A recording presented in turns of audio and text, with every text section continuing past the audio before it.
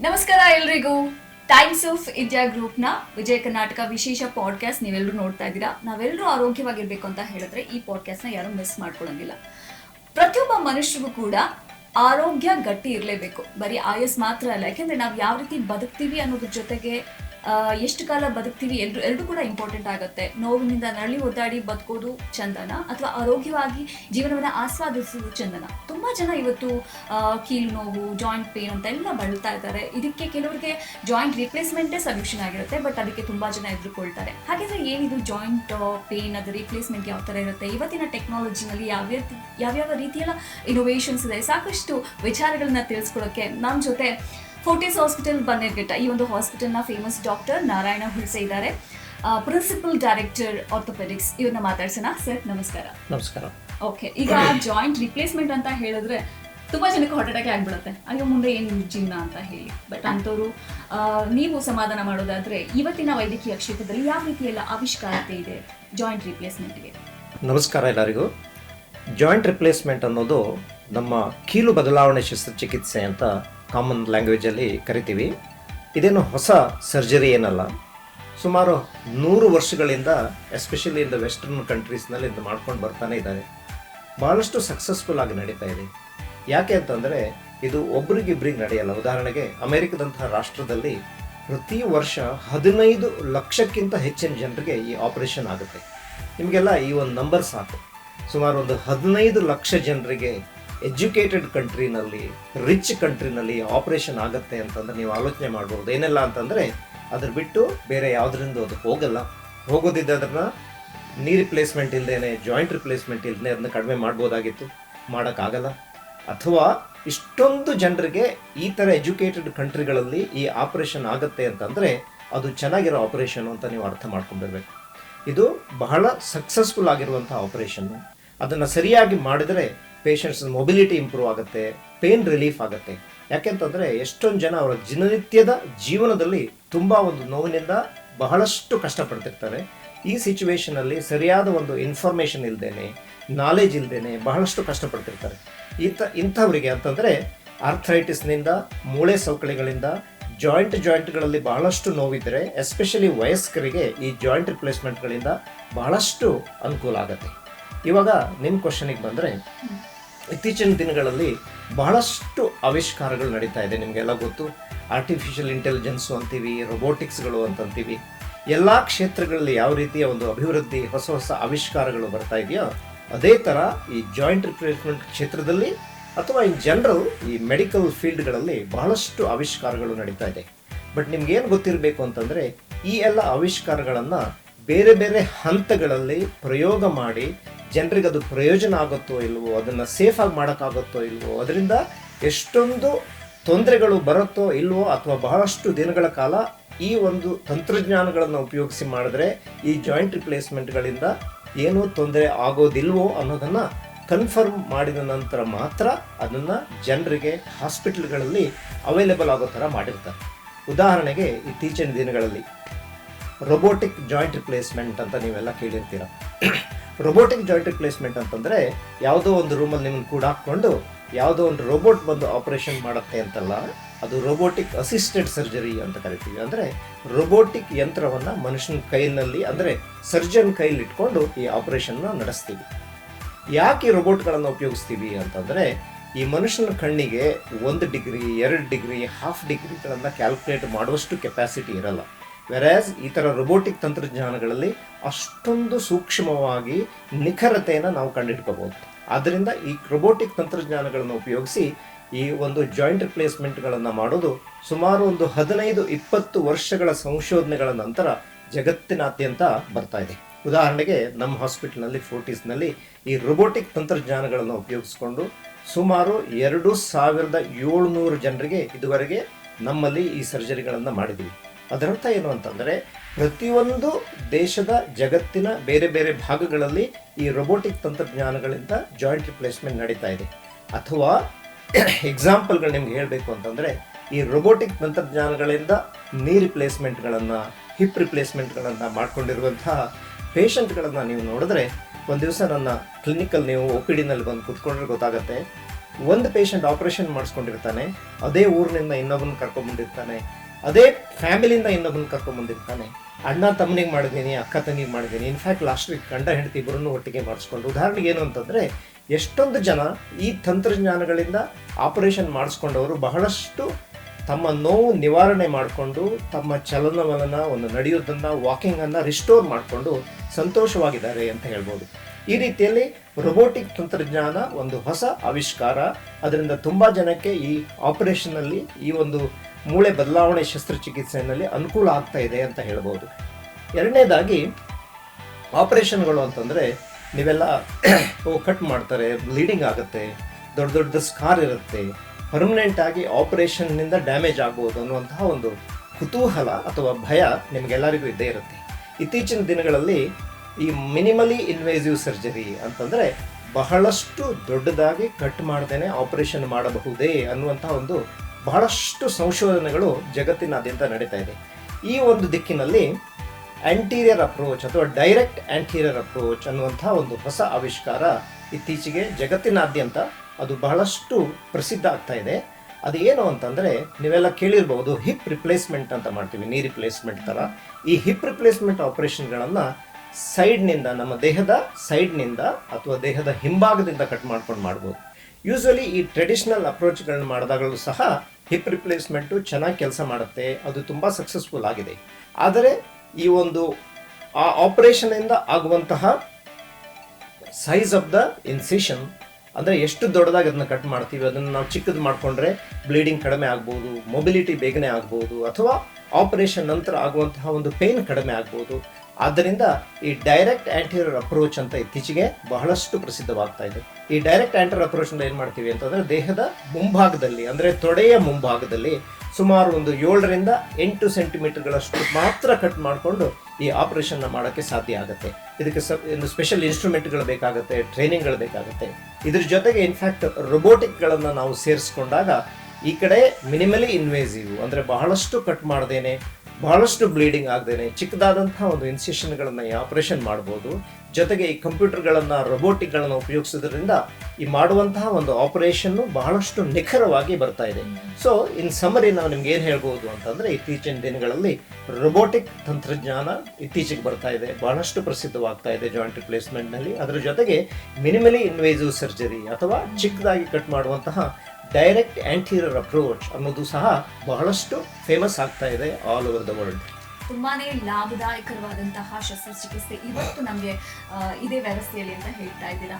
ಹಾಗಾದ್ರೆ ಡಾಕ್ಟರ್, 10-15 ವರ್ಷದ ಹಿಂದೆ ಹೋದಾಗ ಆಗಿನ ಶಸ್ತ್ರಚಿಕಿತ್ಸೆಗೂ ಇವತ್ತು ಆಗ್ತಾ ಇರುವಂತಹ ಶಸ್ತ್ರಚಿಕಿತ್ಸೆ ಯಾವ ರೀತಿ ಭಿನ್ನವಾಗಿದೆ, ಅದರ ನಿಖರತೆ, ಸುರಕ್ಷತೆ ಇದುವರೆಗೆ ಹೇಳುತ್ತಾದ್ರೆ? ಕರೆಕ್ಟ್. 15 ವರ್ಷಗಳ ಹಿಂದೆ, ಇನ್ಫ್ಯಾಕ್ಟ್ ಸುಮಾರು ಒಂದು 70 ವರ್ಷಗಳಿಂದ ಈ ಒಂದು ಜಾಯಿಂಟ್ ರಿಪ್ಲೇಸ್ಮೆಂಟ್ ಸರ್ಜರಿಗೆ ಇತಿಹಾಸಗಳಿದೆ. ಉದಾಹರಣೆಗೆ, ಅದು ಮೊದಲನೇದಾಗ ಆಪರೇಷನ್ ಬಂದಾಗ ಪೇಷಂಟ್ಗಳನ್ನ ಅಡ್ಮಿಟ್ ಮಾಡಿಸ್ಕೊಂಡು ಹಾಸ್ಪಿಟ್ಲಲ್ಲಿ 1 ತಿಂಗಳು ಇಟ್ಕೊತಿದ್ವಿ. ಯಾಕೆಂತಂದರೆ ಅವ್ರಿಗೆ ಏನಾಗುತ್ತೆ, ಯಾವ ಥರ ಟ್ರೀಟ್ಮೆಂಟ್ ಮಾಡಬೇಕು ಅನ್ನುವಂಥ ಒಂದು ಜ್ಞಾನ ಇರಲಿಲ್ಲ. ಅದ್ರ ಜೊತೆಗೆ ಇಷ್ಟೊಂದು ಮುಂದುವರೆದಿರಲಿಲ್ಲ ಈ ವೈಜ್ಞಾನಿಕ ಒಂದು ಪದ್ಧತಿಗಳು, ಸೈನ್ಸ್. ಸೊ ಇತ್ತೀಚಿನ ದಿನಗಳು ಏನಾಗಿದೆ ಅಂತಂದರೆ, ಈ ರೊಬೋಟಿಕ್ ತಂತ್ರಜ್ಞಾನಗಳಿಂದ ಆಪರೇಷನ್ ಸ್ಟಾರ್ಟ್ ಮಾಡಿರೋದ್ರಿಂದ, ಅನಸ್ಥೀಷಿಯಾದಲ್ಲಿ ಬೇರೆ ಬೇರೆ ರೀತಿಯ ಒಂದು ಡೆವಲಪ್ಮೆಂಟ್ ಆಗಿರೋದ್ರಿಂದ, ಅಥವಾ ಈ ಟೆಕ್ನಾಲಜಿಗಳು ಜಾಯಿಂಟ್ ರಿಪ್ಲೇಸ್ಮೆಂಟ್ ಒಳಗೆ ಸೇರ್ತೀವಲ್ವಾ, ಅದು ಭಾಳಷ್ಟು ಮುಂದುವರೆದಿರೋದ್ರಿಂದ. ಅದ್ರ ಜೊತೆಗೆ ಇನ್ನೊಂದು ಏನಾಗಿದೆ ಅಂತಂದರೆ, ಜಗತ್ತಿನಾದ್ಯಂತ ಈ ಆಪರೇಷನ್ಗಳು ಭಾಳಷ್ಟು ನಡೆದು ಈ ಸರ್ಜನ್ಗಳೇ ಬಿಕಮ್ ವೆರಿ ಪ್ರೊಫೆಷನ್, ಅಂದರೆ ಏನು ಹೇಳಿ, ತುಂಬಾಗಿ ಚೆನ್ನಾಗಿ ಆಪರೇಷನ್ ಮಾಡುವಷ್ಟು ಕಲ್ತ್ಕೊಂಡ್ಬಿಡ್ತೀವಿ. ಅದರಿಂದ ಇದೆಲ್ಲವನ್ನು ಸೇರಿಕೊಂಡು ಇತ್ತೀಚಿನ ದಿನಗಳಲ್ಲಿ ಈ ಆಪರೇಷನ್ನು ಬಹಳಷ್ಟು ಸುಲಭವಾಗಿ, ಬಹಳಷ್ಟು ಸಕ್ಸಸ್ಫುಲ್ ಆಗೋ ಥರ ಆಗಿ, ಕೇವಲ 1 ಅಥವಾ 2 ದಿನಗಳಲ್ಲಿ ಮನೆಗೆ ಹೋಗುವಷ್ಟರ ಮಟ್ಟಿಗೆ ಈ ಆಪರೇಷನ್ಗಳು ತುಂಬ ಸಿಂಪಲ್ ಆಗಿ, ಸರಳವಾಗಿ ಬರ್ತಾ ಇರುತ್ತೆ. ಉದಾಹರಣೆಗೆ, ಈಗ ನಮ್ಮಂಥ ಹಾಸ್ಪಿಟ್ಲ್ಗಳಲ್ಲಿ ಪ್ರತಿನಿತ್ಯ 8 ರಿಂದ 10 ಈ ಆಪರೇಷನ್ಗಳನ್ನು ಇಡೀ ವರ್ಷ ಮಾಡ್ತೀವಿ. ಅದರ ಅರ್ಥ ಏನು ಅಂತಂದರೆ, ಬಹಳಷ್ಟು ಜನಕ್ಕೆ ಇದರಿಂದ ಅನುಕೂಲ ಆಗುತ್ತೆ, ಬಹಳಷ್ಟು ಜನರು ಏನೂ ತೊಂದರೆ ಇಲ್ಲದೆ ರಿಕವರಿ ಆಗೋ ಥರ ಆಗುತ್ತೆ, ಅಥವಾ ಬಹಳಷ್ಟು ಜನರಿಗೆ ಬೇಗನೆ ಮುಗಿಯುತ್ತೆ ಆಪರೇಷನ್ ಅನ್ನೋದರಿಂದ ಸರ್ಜನ್ಗಳು ಬಹಳಷ್ಟು ಜನರಿಗೆ ಆಪರೇಷನ್ಗಳನ್ನು ಪ್ರತಿನಿತ್ಯ ಮಾಡೋದಕ್ಕೆ ಸಾಧ್ಯ ಆಗುತ್ತೆ. ಸೊ ಬಹಳಷ್ಟು ಇಂಪ್ರೂವ್ಮೆಂಟ್ ಆಗಿದೆ.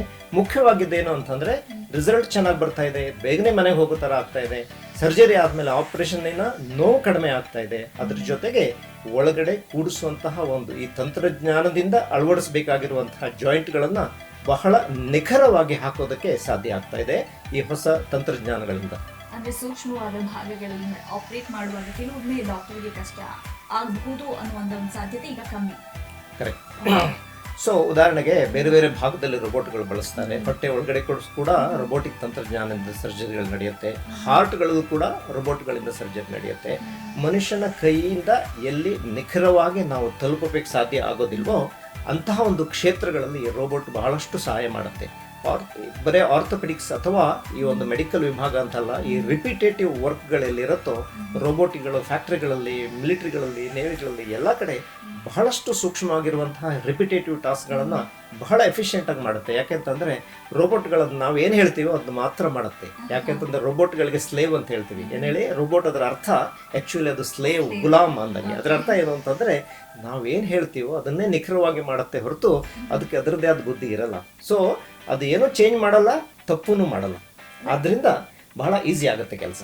ಕಾಂಪ್ಲಿಕೇಶನ್ ಇಲ್ಲ ಅಂತ ಹೇಳ್ತೀರಾ? ಕಾಂಪ್ಲಿಕೇಶನ್ಗಳು ಎಲ್ಲ ಸರ್ಜರಿಗಳಿಗೆ ಏನು ಬರುತ್ತೋ ಅದು ಈ ರೋಬೋಟಿಕ್ ಸರ್ಜರಿಗಳಲ್ಲೂ ಬರ್ಬೋದು.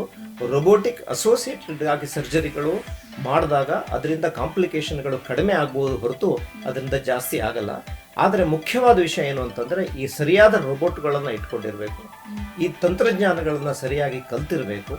ಇಡೀ ಆಪರೇಷನ್ ಥಿಯೇಟರ್ಲಿರುವಂತಹ ಎಲ್ಲರೂ ಅಂದ್ರೆ ಏನು ಹೇಳಿ, ಸರ್ಜನ್ ಅಂತಲ್ಲ, ಅನಸ್ಥೆಟಿಸ್ಟಿಂದ ಹಿಡಿದು ಟೆಕ್ನಿಷಿಯನ್ನಿಂದ ಹಿಡಿದು ನರ್ಸಿಂಗ್ ಎಲ್ಲರೂ ಅದನ್ನು ಸರಿಯಾಗಿ ಒಂದು ಕಲ್ತಿರಬೇಕು. ಆವಾಗ ಈ ಟ್ರೈನಿಂಗ್ನಿಂದ ಅದನ್ನು ಸರಿಯಾಗಿ ಮಾಡಿದ್ರೆ ಕಾಂಪ್ಲಿಕೇಶನ್ಗಳು ಬಹಳಷ್ಟು ಕಡಿಮೆ ಆಗುತ್ತೆ. ಅದರಿಂದ ಜನರಿಗೆ ಬಹಳಷ್ಟು ಅನುಕೂಲ ಆಗುತ್ತೆ. ಈಗ ಸರ್ಜರಿ ಅಂದ್ರೆ ನಾರ್ಮಲ್ ಆಗಿ ಎಲ್ಲರೂ ಥಿಂಕ್ ಮಾಡೋದು ಹಾಸ್ಪಿಟಲ್ ಅಲ್ಲಿ ಉಳ್ಕೋಬೇಕಾಗುತ್ತೆ, ಬ್ಲಡ್ ಲಾಸ್ ಆಗುತ್ತೆ, ಪೇನ್ ಜಾಸ್ತಿ ಇರುತ್ತೆ ಅಂತ. ಈಗ ಅದಕ್ಕೆಲ್ಲ ಪೂರ್ಣ ವಿರಾಮ ಇಡ್ಬೋದು ಅಂತ ಹೇಳ್ತೀರಾ? ಸೊ ಇದರಲ್ಲಿ ಎರಡು ಥರ ಟೆಕ್ನಿಕ್ಗಳಲ್ಲಿ ಬೇರೆ ಬೇರೆ ಒಂದು ಡಿಫ್ರೆಂಟ್ ಟೈಪ್ಸಲ್ಲಿ ಇರ್ತಾರೆ.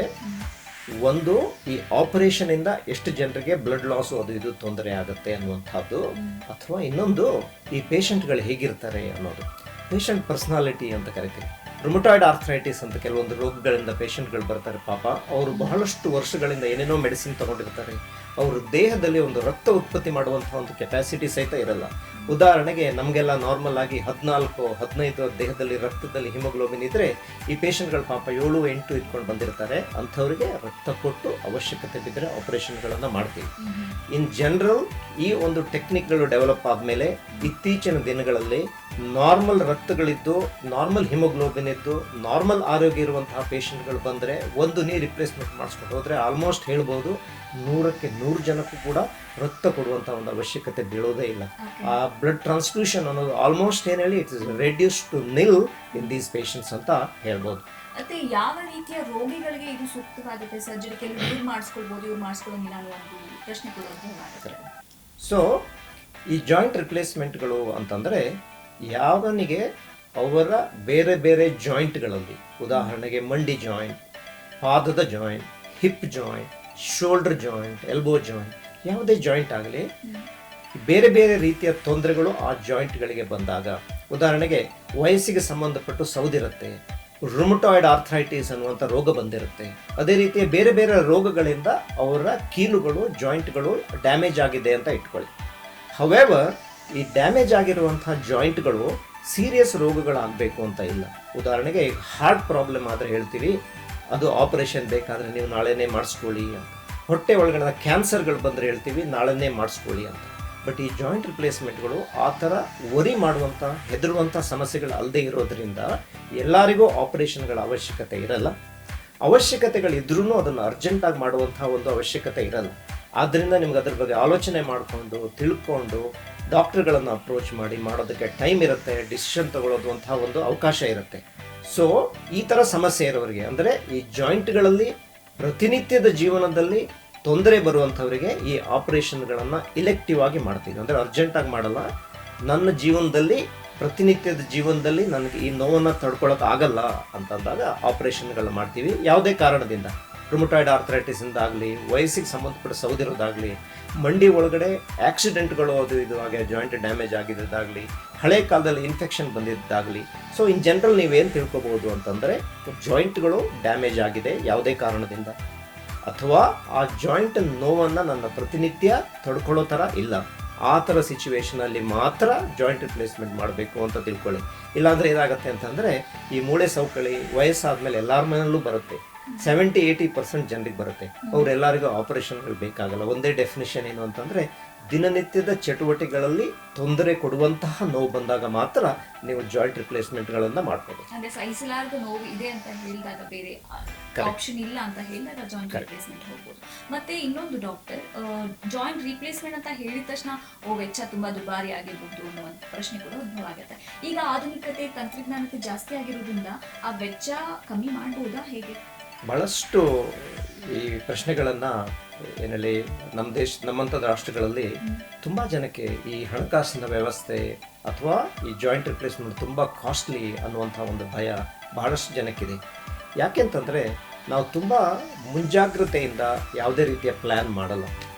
ಉದಾಹರಣೆಗೆ ಈ ದೇಶದಲ್ಲಿ ತುಂಬ ಜನ, ಒಂದು 90% ಜನ ಈಗ ನೀ ರಿಪ್ಲೇಸ್ಮೆಂಟ್ಗಳನ್ನು, ಹಿಪ್ ರಿಪ್ಲೇಸ್ಮೆಂಟ್ಗಳನ್ನು ಆಲ್ಮೋಸ್ಟ್ ಫ್ರೀಯಾಗಿ ಮಾಡಿಸ್ಕೊತಾ ಇದ್ದಾರೆ.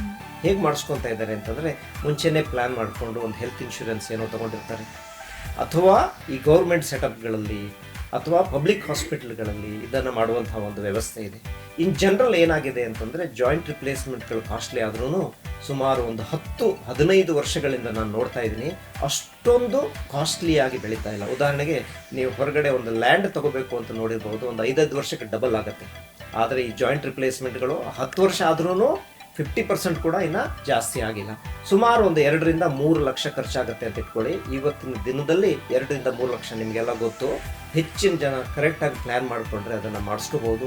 ಇಲ್ಲಾಂದರೆ ಪಬ್ಲಿಕ್ ಪ್ಲೇಸ್ಗಳಲ್ಲಿ, ಪಬ್ಲಿಕ್ ಹಾಸ್ಪಿಟಲ್ಗಳಲ್ಲಿ, ಗೌರ್ಮೆಂಟ್ಗಳಲ್ಲಿ ಇನ್ಶೂರೆನ್ಸ್ ಉಪಯೋಗಿಸ್ಕೊಂಡು ಬೇರೆ ಬೇರೆ ಕಂಪನಿಯವರು ಅದನ್ನು ಇನ್ಶೂರೆನ್ಸ್ ಮಾಡಿರ್ತಾರೆ. ಬೇರೆ ಬೇರೆ ಕಂಪನಿಗಳು ಈ ಜಾಯಿಂಟ್ ರಿಪ್ಲೇಸ್ಮೆಂಟ್ಗಳು ಸ್ಪಾನ್ಸರ್ ಮಾಡಿರ್ತಾರೆ.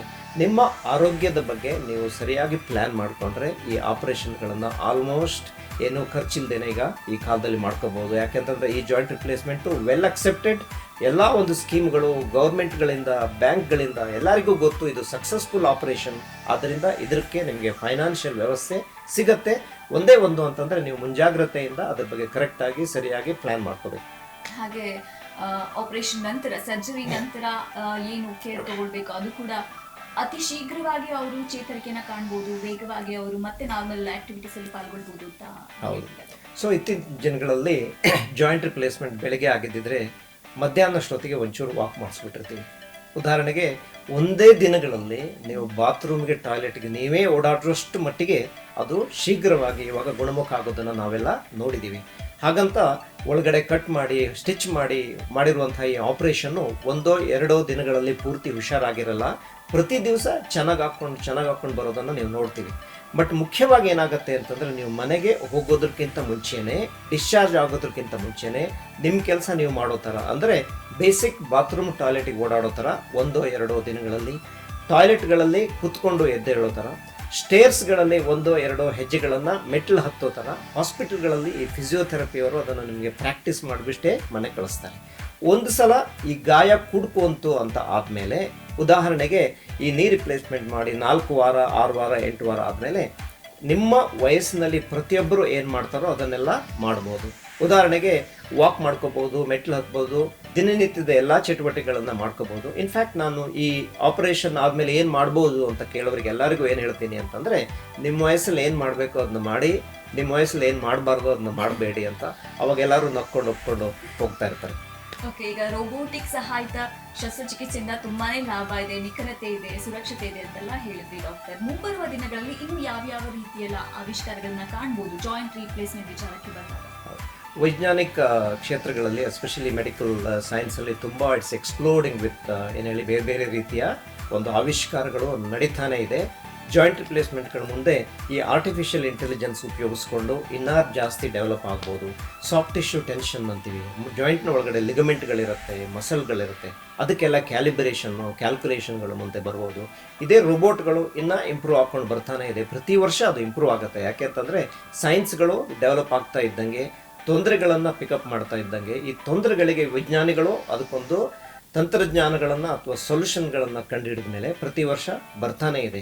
ಸೊ ಜಗತ್ತಿನಾದ್ಯಂತ ಡೆವಲಪ್ ಆದಂಗೆ ಈ ಮೆಡಿಕಲ್ ಸೈನ್ಸಲ್ಲಿ ಅದು ಎಲ್ಲ ಜಗತ್ತಿನ ಎಲ್ಲರಿಗೂ ಒಂದು ಸಿಗುವಂಥ ಒಂದು ವ್ಯವಸ್ಥೆ ಈ ಮಾಡರ್ನ್ ಕಾಲದಲ್ಲಿ ಇರೋದರಿಂದ ದೇಶದ ಜಗತ್ತಿನ ಬೇರೆ ಬೇರೆ ಕಾರ್ನರ್ಗಳಲ್ಲಿ ಏನೇನು ಆವಿಷ್ಕಾರ ಆಗಿದೆಯೋ ನಮಗೆ ಸಿಗ್ತಾನೆ ಇದೆ ಆ್ಯಂಡ್ ತುಂಬ ಡೆವಲಪ್ ಆಗ್ತಾ ಇದೆ. ಭಾಳಷ್ಟು ರೀತಿಯಲ್ಲಿ ಇನ್ನೂ ಒಂದು ಆವಿಷ್ಕಾರಗಳು ಜಾಸ್ತಿ ಆಗುತ್ತೆ ಫ್ಯೂಚರಲ್ಲಿ. ಅದರಿಂದ ಹೋಪ್ಫುಲಿ ಜನರಿಗೆ ತುಂಬ ಅನುಕೂಲ ಆಗುತ್ತೆ ಅಂತ ಅಂದ್ಕೊಂಡಿದ್ದೀವಿ. ಹಾಗೆ ಡಾಕ್ಟರ್ ತುಂಬಾ ರೋಗಿಗಳಿಗೆ ಡಾಕ್ಟರ್ಗೆ ಹೋಗಿ ತೋರಿಸಿದಾಗ ಇಲ್ಲ ಇದು ಜಾಯಿಂಟ್ ರಿಪ್ಲೇಸ್ಮೆಂಟ್ ಮಾಡಲೇಬೇಕು ಅಂತ ಹೇಳಿರ್ತಾರೆ. ಬಟ್ ಅವ್ರ ಹೆದರಿಕೆಯಿಂದ ಅದನ್ನ ಪೋಸ್ಟ್ಪೋನ್ ಮಾಡ್ಕೊಂಡೇ ಹೋಗ್ತಾರೆ. ಅಯ್ಯೋ ಹಾಗೆ ಇರೋಣ ಅಂತ ಹೇಳಿ ಅಂತ ರೋಗಿಗಳಿಗೆ ಏನಿದೆ. ಸೊ ನಾನು ಆಲ್ರೆಡಿ ಹೇಳಿರೋ ಥರ ಈ ಜಾಯಿಂಟ್ ರಿಪ್ಲೇಸ್ಮೆಂಟ್ಗಳು ಅರ್ಜೆಂಟಾಗಿ ಮಾಡುವಂಥ ಒಂದು ಅವಶ್ಯಕತೆ ಇಲ್ಲ. ಯೂಶ್ವಲಿ ನಾನು ಏನು ಹೇಳಿರ್ತೀನಿ ಅಂತಂದರೆ, ಎಷ್ಟೊಂದು ಜನ ಪೇಷಂಟ್ಗಳಿಗೆ ನಿಮಗೆ ಯಾವಾಗ ಆ ನೋವನ್ನು ತಡ್ಕೊಳಕ್ಕಾಗಲ್ವೋ ಆವಾಗ ಆಪ್ರೇಷನ್ ಮಾಡ್ಕೊಳ್ಳಿ ಅಂತ ಹೇಳಿರ್ತೀವಿ. ಉದಾಹರಣೆಗೆ ಡಾಕ್ಟ್ರುಗಳು ನಿಮಗೆ ನೀ ರಿಪ್ಲೇಸ್ಮೆಂಟು ಅಥವಾ ಹಿಪ್ ರಿಪ್ಲೇಸ್ಮೆಂಟ್ಗಳನ್ನ ಅಡ್ವೈಸ್ ಮಾಡಿದ ಮೇಲೆ ನಿಮಗೆ ಆಲೋಚನೆ ಮಾಡೋದಕ್ಕೆ ಬೇಕಾದಷ್ಟು ಸಮಯ ಇರುತ್ತೆ. ಆದರೆ ಏನು ಹೇಳಿ, ನೋವನ್ನು ಅನುಭವಿಸ್ಬೇಡಿ ಅಂತ ಹೇಳಿರ್ತೀವಿ. ಉದಾಹರಣೆಗೆ ಮೊನ್ನೆ ಒಂದು 78 ವಯಸ್ಸಿನ ಒಬ್ಬಳು ಲೇಡಿ, ನನ್ನ ಹಳೆ ಪೇಷಂಟು, ತುಂಬ ನೈಸ್ ಫ್ಯಾಮಿಲಿ ಇಲ್ಲಿ ಹತ್ತಿರದಿಂದ, ಜಯನಗರದಿಂದ, 78 ವರ್ಷ ಆಗಿದೆ, ಎರಡೂ ಕಾಲುಗಳಿಗೆ ನಡೆಯೋಕ್ಕಾಗ್ತಾ ಇಲ್ಲ, ವೀಲ್ ಚೇರ್ಗಳು ಬಂದಿದ್ದಾರೆ. ಬಂದುಬಿಟ್ಟು ನನ್ನ ಹತ್ರ ಒಂದೇ ಸಲ, ಡಾಕ್ಟ್ರೇ ನನಗೆ ಎರಡೂ ಕಾಲುಗಳನ್ನ ಆಪ್ರೇಷನ್ ಮಾಡಿಕೊಡಿ, ನಾನು ನಡೆಯೋಕ್ಕಾಗ್ತಾ ಇಲ್ಲ ಅಂತ. ನೀವು ಆ್ಯಕ್ಚುಲಿ ಅದರ ಹಿನ್ನೆಲೆಯನ್ನು ನೀವು ಆಲೋಚನೆ ಮಾಡಿದ್ರೆ, ಸುಮಾರು 10 ವರ್ಷಗಳ ಹಿಂದೆ ನಾನು ಇದೇ ಲೇಡಿಗೆ ಆಪ್ರೇಷನ್ ಮಾಡಿಸ್ಕೊಳ್ಳಿ ಅಂತ ಹೇಳಿದ್ದು. ಆವಾಗ 10 ವರ್ಷಗಳಲ್ಲಿ ಇವರು ಡಿಸಿಷನ್ ಯಾಕೆ ತಗೊಳ್ಳಿಲ್ಲ ಅಂತಂದರೆ, ಅಲ್ಲಿ ಇಲ್ಲಿ ಕೇಳಿದ್ರು, ಸುಳ್ಳುಗಳನ್ನು ಕೇಳಿದ್ರು, ವಾಟ್ಸಪ್ಗಳಲ್ಲಿ ಫೇಸ್ಬುಕ್ಗಳಲ್ಲಿ ಏನೇನೋ ಬೇಡದೇ ಇರೋದು ಬರ್ತಾ ಇರುತ್ತೆ, ಅದನ್ನೆಲ್ಲ ನಂಬಿದ್ರು. 10 ವರ್ಷಗಳ ಕಾಲ ನೋವನ್ನು ಅನುಭವಿಸ್ಕೊಂಡು ವೀಲ್ ಚೇರ್ ಮೇಲೆ ಬಂದು 78ನೇ ವಯಸ್ಸಿನಲ್ಲಿ ಎರಡೂ ಕಾಲಿಗೆ ಆಪರೇಷನ್ ಮಾಡುವಂಥದ್ದು ಆಗೋದಿಲ್ಲ. ಯಾಕೆಂತಂದರೆ ಈ ಆಪರೇಷನ್ಗೆ ಅನಸ್ತಿಷ್ಯ ಬೇಕಾಗುತ್ತೆ, ಫಿಸಿಯೋಥೆರಪಿ ಬೇಕಾಗುತ್ತೆ, ಪೇನನ್ನು ಅನುಭವಿಸುವಂಥ, ಅದನ್ನು ನಿವಾರಣೆ ಮಾಡುವಂಥ ಮೆಡಿಸಿನ್ಗಳು ಕೊಡಬೇಕಾಗತ್ತೆ. ಆದ್ದರಿಂದ ತುಂಬ ನೋವಿದ್ದರೆ, ತುಂಬ ವಯಸ್ಸಾಗೋ ಥರ ಅನುಭವಿಸ್ಕೊಂಡು ನಿಮ್ಮ ದೇಹದ ಮೇಲೆ ಆ ನೋವು, ನಿಮ್ಮ ಇಮ್ಮೊಬಿಲಿಟಿ ಅಫೆಕ್ಟ್ ಆಗದೆ ಇರೋ ಥರ ನೋಡ್ಕೊಳ್ಳಿ. ಹಾಗಂತ ನೀವೇನು ಹೇಳಿ, ಯಾರೋ ಒಬ್ಬ ಡಾಕ್ಟರ್ ಹೇಳಿದ್ರು ನಾಳೆ ಬೆಳಗ್ಗೆ ಆಪರೇಷನ್ ಮಾಡಬೇಕು ಅಂತಿಲ್ಲ. ನೀವು ಆಲೋಚನೆ ಮಾಡ್ಕೊಂಡು ಡಿಸೈಡ್ ಮಾಡ್ಕೊಂಡು ಮಾಡೋದಕ್ಕೆ ಟೈಮ್ ಇರುತ್ತೆ. ಯಾಕೆ ಅಂತಂದರೆ ಇದು ಅರ್ಜೆಂಟ್ ಎಮರ್ಜೆನ್ಸಿ ರೋಗಗಳಲ್ಲ. ಬಟ್ ಹಾಗಂತ ನೀವು ನೋವನ್ನು ಅನುಭವಿಸ್ಕೊಂಡು ಇರಬೇಡಿ. ಅದರಿಂದ ನಿಮ್ಮ ದೇಹಕ್ಕೂ ಮನಸ್ಸಿಗೂ ತೊಂದರೆ ಆಗುತ್ತೆ. ಆ್ಯಂಡ್ ಈ ರೀತಿಯ ಜಾಯಿಂಟ್ ರಿಪ್ಲೇಸ್ಮೆಂಟ್ಗಳಿಂದ ನಿಮಗೆ ಬಹಳಷ್ಟು ಅನುಕೂಲ ಆಗುತ್ತೆ. ಅದರಿಂದ ತಜ್ಞ ವೈದ್ಯರು ನಿಮಗೆ ಜಾಯಿಂಟ್ ರಿಪ್ಲೇಸ್ಮೆಂಟ್ ಬೇಕು ಅಂತ ಸಲಹೆ ಮಾಡಿದ್ರೆ ವಿಚಾರಿಸ್ಕೊಂಡು ತಿಳ್ಕೊಂಡು ಶೀಘ್ರವಾಗಿ ಅದನ್ನ ಮಾಡಿಕೊಂಡು ನೋವು ಇಲ್ಲದೆ ಬದುಕೋ ಥರ ಮಾಡಿಕೊಂಡ್ರೆ ನಿಮ್ಮ ದೇಹಕ್ಕೆ ಮನಸ್ಸಿಗೆ ಎರಡಿಗೂ ಒಳ್ಳೆಯದು ಅಂತ ಹೇಳ್ಬೋದು. ಖಂಡಿತ ಇರೋದೊಂದು ಜೀವನ. ನಾವು ನೋವಿನಿಂದ ಬಳಲೋ ಬದಲು ಈ ರೀತಿಯ ಒಂದು ಉತ್ತಮವಾದಂಥ ಚಿಕಿತ್ಸೆ ಪಡ್ಕೊಂಡ್ರೆ ಇರುವಷ್ಟು ಕಾಲ ಇನ್ನೂ ಜೀವನವನ್ನು ಆಸ್ವಾದಿಸ್ಬೋದು ಅಂತ ಹೇಳಿದ್ವಿ ಡಾಕ್ಟರ್. ಹಾಗೆ ಆವಿಷ್ಕಾರ ಆಗ್ತಾ ಇದೆ, ಸಾಕಷ್ಟು ಆಗಿದೆ, ಇದ್ರ ಉಪಯೋಗ ಪ್ರತಿಯೊಬ್ಬರು ಕೂಡ ಪಡ್ಕೊಳ್ಬೇಕು. ಫೋರ್ಟಿಸ್ ಹಾಸ್ಪಿಟಲ್ಗೆ ಬಂದರೆ ನಮ್ಮ ನಾರಾಯಣ ಹುಸ್ಲೆ ಸರ್ನ ನೀವು ಕಾಂಟ್ಯಾಕ್ಟ್ ಮಾಡ್ಬೋದು. ತುಂಬ ಉತ್ತಮವಾದ ಡಾಕ್ಟರ್, ಯಾವುದೇ ರೀತಿ ಭಯ ಇಲ್ಲದೆ ಶಸ್ತ್ರಚಿಕಿತ್ಸೆ ಆಗತ್ತೆ ನಿಮಗೆ. Thank you so much doctor, ಸಾಕಷ್ಟು ವಿಚಾರಗಳನ್ನ ತಿಳಿಸ್ಕೊಟ್ಟಿದ್ದೀರಾ.